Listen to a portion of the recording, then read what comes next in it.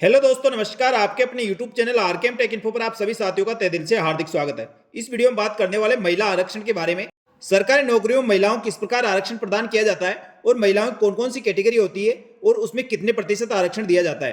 क्या सभी भर्तियों के अंदर राजस्थान सरकार द्वारा सम्मान आरक्षण दिया जाता है या इसमें भी कुछ अलग अलग व्यवस्था है, तो इन सब के बारे में इस वीडियो में बात करने वाले हैं। तो जो अभ्यर्थी सरकारी नौकरियों की तैयारी कर रहे हैं उनको ये वीडियो पूरा देखना चाहिए, जिससे पता चल सके जितनी भर्तियां आती है उसके अंदर जो पोस्ट होती है उसमें महिलाओं का आरक्षण कितना है और पुरुषों का आरक्षण कितना रह जाता है। साथ ही दोस्तों, सामान्य महिलाओं को जो आरक्षण दिया जाता है उसमें से भी विधवा और परित्यागताओं को अलग से आरक्षण दिया जाता है, वो कितने % है, ये सब इस वीडियो में बताया जाएगा। इसलिए आप पूरा वीडियो देखें। और जो अभ्यर्थी पहली बार हमारे यूट्यूब चैनल पर आए हैं तो आप हमारे YouTube channel Telegram group RKM take info को ज्वाइन कर ले। आपको यहाँ पर समस्त भर्तियों की नवीनतम ताजा अपडेट मिलती रहेगी।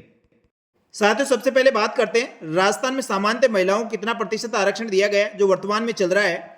इसमें सामान्यतः 30% आरक्षण समस्त भर्तियों के अंदर महिला अभ्यर्थियों को दिया गया है। इसमें जितनी पोस्टें निकलती है उसका 30% महिलाओं के लिए आरक्षित होता है। लेकिन दोस्तों, अभी हाल ही में राजस्थान सरकार द्वारा आरक्षण के अंदर, महिलाओं के आरक्षण के अंदर कुछ फेरबदल किया है। उसमें राजस्थान पुलिस के लिए अब महिलाओं में 33% आरक्षण निश्चित कर दिया है और थर्ड ग्रेड टीचर के लिए 30% से बढ़ाकर 50% कर दिया है। यानी राजस्थान पुलिस और थर्ड ग्रेड टीचर के अंदर आरक्षण को बढ़ा दिया गया है। यानी महिलाओं का आरक्षण राजस्थान पुलिस के अंदर 33% और थर्ड ग्रेड टीचर के अंदर 50% वर्तमान में अब जो भर्तियां आएगी उसके अंदर रखा जाएगा। लेकिन जो सामान्य और भर्ती परीक्षाएं हैं उन सब के अंदर 30% आरक्षण की व्यवस्था वर्तमान में चल रही है। इसके बाद दोस्तों, महिलाओं को आरक्षण के अंदर भी आरक्षण दिया गया है। यानी जो महिलाएं विधवा परित्यागता महिलाएं हैं उनको सामान्य महिलाओं के अंदर से भी कुछ कोटा निर्धारित करके उनको आरक्षण प्रदान किया गया है। उसमें विधवा महिलाओं को 8% आरक्षण दिया गया है और परित्यागता महिलाओं को 2% आरक्षण दिया गया है। यानी जितनी पोस्टें महिला अभ्यर्थियों की निकलेगी उसके अंदर टोटल पोस्टों का 8% विधवा महिलाओं के लिए आरक्षित रहेगा और टोटल पोस्टों का 2% परित्यागता महिलाओं के लिए आरक्षित रहेगा। इस प्रकार दोस्तों देखा जाए तो सामान्य महिला अभ्यर्थियों के मात्र 20% आरक्षण रहेगा, क्योंकि 30% के 3 टुकड़े हो गए। यानी सामान्य महिला को 20%, विधवा महिलाओं को 8% और परित्यागता महिलाओं को 2%। इस प्रकार टोटल 30% आरक्षण का प्रावधान वर्तमान में राजस्थान सरकार द्वारा समस्त भर्तियों में लागू किया जा रहा है। साथियों, राजस्थान सरकार द्वारा विभिन्न भर्ती परीक्षाओं के लिए जो नोटिफिकेशन निकाला जाता है उसमें महिलाओं का आरक्षण इसी प्रकार होता है। अपन एक दोस्तों किसी एक एग्जाम्पल से समझते हैं। जैसे मान लो किसी भर्ती परीक्षा के लिए 30 पदों के लिए नोटिफिकेशन निकलता है तो उसमें 30% यानी 30 पद महिलाओं के लिए आरक्षित होंगे और जो बाकी बचे हुए 70% यानी 70 पद पुरुष अभ्यर्थियों के लिए रहेंगे।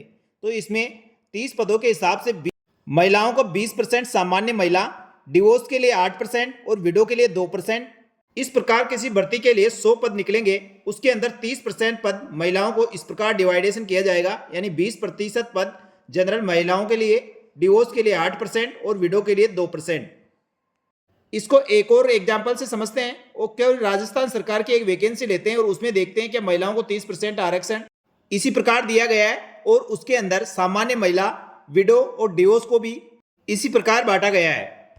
साथ ही राजस्थान कर्मचारी चयन बोर्ड द्वारा सूचना सहायक भर्ती परीक्षा के लिए जो नोटिफिकेशन निकाला गया था, इसमें देखते हैं कि महिलाओं को 30% आरक्षण दिया गया है। इस 305 पोस्टें थी और 157 पोस्टें बैकलॉग की थी। इस प्रकार 3062 पदों के लिए भर्ती नॉन टीएसपी के लिए थी। इसके अंदर जो 2905 पोस्टें के लिए वैकेंसी आई है उसके हिसाब से अपन को इसमें देखना होगा कि 30% महिलाओं को आरक्षण दिया गया है। इसमें सामान्य पुरुष अभ्यर्थी 1006, महिला अभ्यर्थियों के लिए 287, विधवा 115, परित्यागता के लिए 28 पोस्टें निकाली गई है। क्या इसमें 30% का आरक्षण दिया गया है? तो सामान्य वर्ग के अंदर टोटल 1436 पोस्टों के लिए भर्ती करवाई जा रही है। इसमें 30% के हिसाब से देखते हैं तो 430 पोस्टें टोटल महिला अभ्यर्थी की होती है।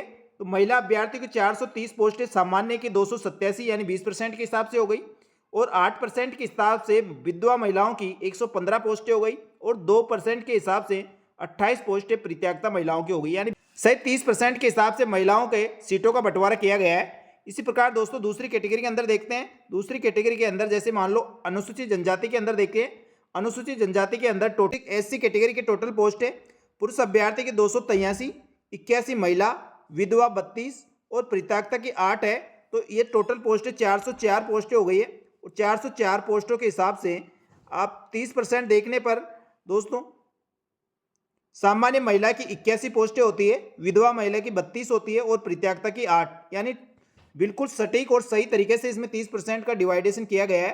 यानी सभी कैटेगरी के अंदर टोटल जितनी उसकी कैटेगरी की पोस्टें हो रही है उसका 30% महिलाओं को दिया गया है। और महिलाओं के अंदर भी 8% विधवा महिलाओं को, 2% परित्यक्ता को और सामान्य महिलाओं के लिए 20% आरक्षण है।